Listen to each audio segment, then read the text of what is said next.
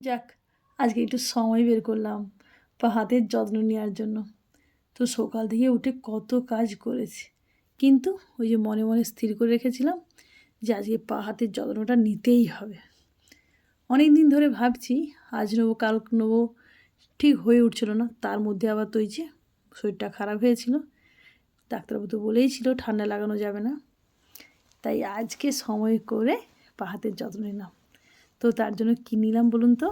হ্যাঁ, নিয়েছি ঈষদুষ্ণ গরম জল, বেশ কুসুম কুসুম, তার মধ্যে দিয়েছি লবণ, লেবু আর শ্যাম্পু দিয়ে পাটাকে না প্রায় 10-15 মিনিটের মতো ডুবিয়ে রেখেছিলাম। তারপর ওই যে যেটা দিয়ে ঘষছি, এটা হচ্ছে ঝামা। এটা স্টেশনারি দোকানে 10 টাকা দিয়ে কিনতে পাওয়া যায়। আমার দিয়ে শ্যাম্পু দিয়ে ভালো করে ঘষে নিয়েছি, এদিক ওদিক আষ্টে পিষ্টে পাটাকে ভালো করে ঘষে নিয়ে পরিষ্কার করে নিলাম।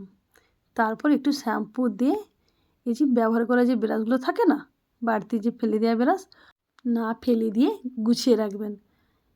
এই যে ব্যবহার করা যে ব্রাশগুলো, এগুলো কিন্তু অনেক কাজে লাগে।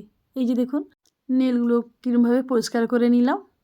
হ্যাঁ, শুধু নেল নয়, অনেক কাজেই লাগে, তাই একেবারে ফেলাবেন না, গুছিয়ে রাখবেন। তো বন্ধুরা, এইভাবেই কিন্তু প্রথম স্টেপে আমরা পাটাকে পরিষ্কার করে নেব। শুধু কাজ করলে হবে? স্টেপে কী করবো যত্ন নিতে হবে, তাই না? দুধের স্বর না হলে টক দই, তার মধ্যে দিলাম একটু অল্প করে চালের গুঁড়ো আর একটু ময়দা দিয়ে ভালো করে মিক্স করে নিয়ে পাটাকে ভালো করে ঘষে ঘষে পরিষ্কার করে নেব। দেখবেন পা হাত কত ঝকঝকে চকচকে হয়ে যাবে, দেখতেও ভালো লাগবে। এইভাবেই নিতে হয় পা হাতের যত্ন।